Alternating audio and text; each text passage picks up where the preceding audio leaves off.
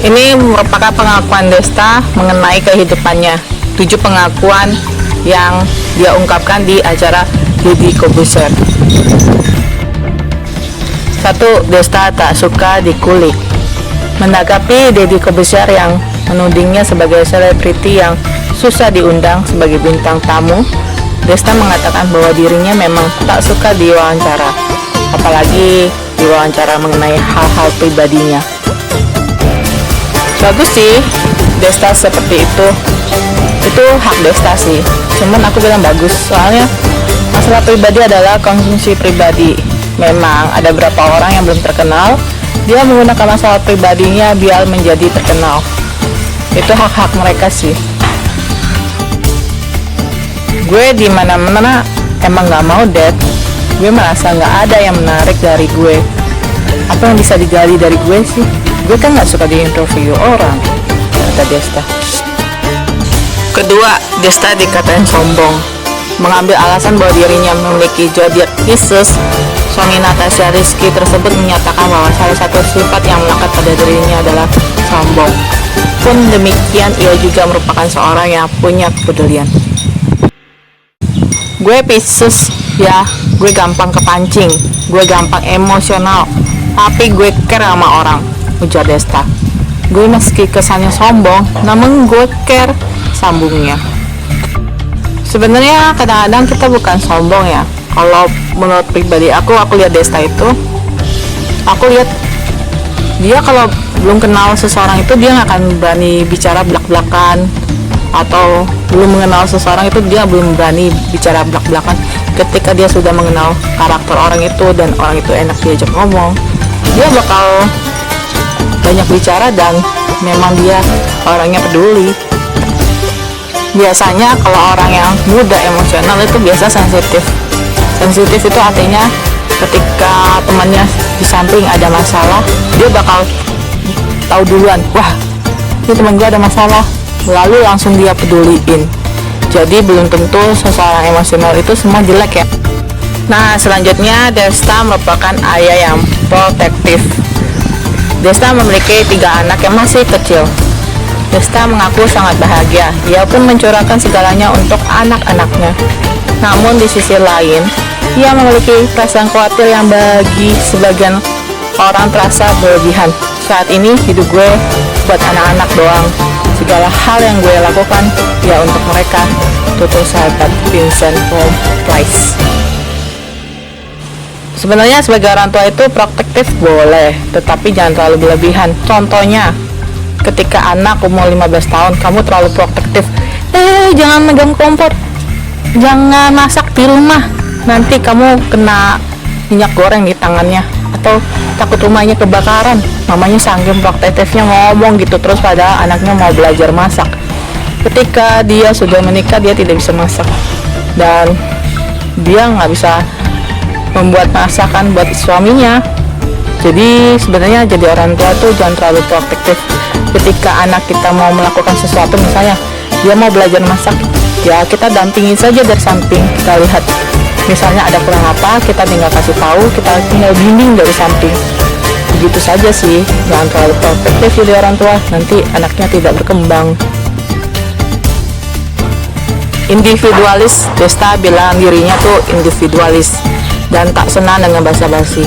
Demikian yang terlontar darinya saat berbincang dengan Deddy Corbuzier. Individualis banget, dari dulu gue gak suka basa-basi.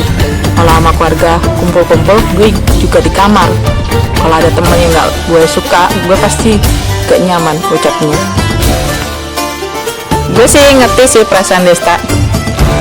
Menurut pribadi gue nih ya, kadang-kadang kita tuh bukan individualis. Kadang-kadang kita sudah tahu nih karakter seseorang ya, teman kita begini-begini A sampai Z. Ketika kita tahu bahwa dia seseorang yang kurang baik, kadang-kadang kita nggak pengen berbicara dengan dia, berbicara sepenuhnya. Takut nanti suatu saat kita ada masalah dengan dia karena kita sudah tahu karakter dia begitu. Bagi gue sih itu bukan individualis ya, itu bagaimana kita memprotek diri kita sendiri, mencintai diri kita sendiri, sehingga kita kalau udah tahu karakter orang itu kurang baik, ya kita bicara sepenuhnya. Kalau bisa jaga jarak lah, biar kita nggak ada masalah dalam hidup kita. Desta pernah hidupnya susah. Desta bukan berangkat dari keluarga kaya raya. Ia bahkan harus menahan keinginannya di masa kecil atas sesuatu, bahkan ia baru bisa mewujudkan impian masa kecilnya saat sudah menuai kesuksesan. Dulunya hanya bisa melihat gambar mobil, bahkan mainan-mainan masa kecil nggak bisa beli banget. Seperti Voltus, Shogun, baru bisa gue sekarang, kata Desta. Pas kita keadaannya lagi susah, kekurangan uang, jangan pernah mengeluh, tetapi selalulah bekerja keras. Jadikan motivasi hidup susahmu itu untuk menjadi orang yang kaya. Ketika kita sudah kaya, kita harus membantu sekitar kita yang perlu bantuan. Kenapa kita nggak boleh ngeluh pas kita miskin? Kalau kamu ngeluh, kapan kamu bisa menjadi orang kaya? Yang ada, kamu manfaatkan waktu kamu untuk bekerja dan cari uang, dan jadilah orang sukses. Desta juga bilang dia pernah diinterogasi sama polisi. Dulu Desta pernah membawa acara MTV Bujang karena bercandaannya yang dianggap menyinggung stasiun TV yang menaungi acara-acara MTV pada saat itu. Desta pun dipolisikan. Ia bahkan diboikot oleh stasiun televisi tersebut dan grupnya. Ya, hati-hatilah Desta dalam bercanda. Kadang-kadang kita tujuannya bercanda tapi orangnya yang lain tangkapnya beda. Dulu MTV Bujang dicekal, mau dipenjara gue, kasus gue dijelek-jelekin stasiun TV bercanda. Tapi keluarlah berapa kata-kata yang menyinggung stasiun TV. Itu tapping tapi nggak diedit. Tiba-tiba bosnya lagi nonton. Akhirnya dipanggil polisi, segala deg-degan banget. Alhamdulillah nggak dilanjut karena kasusnya nggak kuat juga. Tandas Desta. Mungkin bercandanya Desta itu tujuannya baik, makanya Tuhan melindungi dia dengan tidak melanjutkan kasus tersebut ke kepolisian.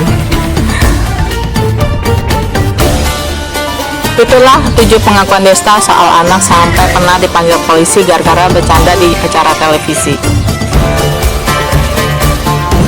Cukup seru ya percakapan Desta dengan Deddy Corbuzier. Banyak yang bisa kita ambil makna positifnya dari percakapan tersebut. Sebenarnya kalau jadi Desta ya, jadi komedian itu nggak mudah juga ya. Kadang-kadang maksudnya kita baik, kadang-kadang bercandaan kita baik, mau ditangkap polisi. Ya lebih baik berhati-hati juga ya, dan sering banyak berdoa kepada Tuhan biar dilindungi. Terus kalau terlalu protektif terhadap anak, sampai anak nggak boleh masak, nggak boleh ini, nggak boleh itu, kapan anaknya berkembang? Kita boleh protektif tapi sepenuhnya. Misalnya kalau mereka mau melakukan sesuatu yang baru, kita dampingi dari samping. Kalau dia mau melakukan kegiatan positif dan itu bisa mendapatkan prestasi dalam olahraga, prestasi dalam pendidikan, atau dia mau jadi YouTuber, ya dukung aja. Kita kasih mereka semangat, kasih mereka dorongan, dan sampai terlalu protektif nanti anaknya nggak berkembang. Ini aku agak cerita sedikit ya tentang anak yang diprotektif banget sama orang tuanya. Waktu kecil dia makan sarapan semua diatur sama mamanya, disiapin. Dia berangkat ke sekolah, pergi ke sekolah mana sudah diatur. Lalu ketika dia mau masuk kuliah juga diatur. Nih kuliahnya di sini, mama udah bayarin, kamu masuk sini. Sampai dia kan dia dapat beasiswa di tempat universitas lain, itu beasiswanya dibuang dan mamanya menyuruh ke universitas A, jadi harus A, nggak boleh B. Dan waktu dia sudah lulus kuliah, mamanya juga ngatur, kamu harus jadi accountant, jadi akunting, nggak boleh yang lain. Seakan-akan dirinya sendiri tuh nggak ada kuasa untuk kehidupan dirinya, sehingga dia sangat menderita. Ketika dia bekerja sebagai akuntan pun dia merasa tertekan, bukan passionnya dia, bukan hobinya dia. Ketika dia diterpa masalah, dia bakal resign dari perusahaan tersebut. Jadi dia cukup banyak ya perusahaan yang keluar masuk karena dia tidak merasa nyaman dengan pekerjaannya dan tidak merasa nyaman dengan lingkungannya.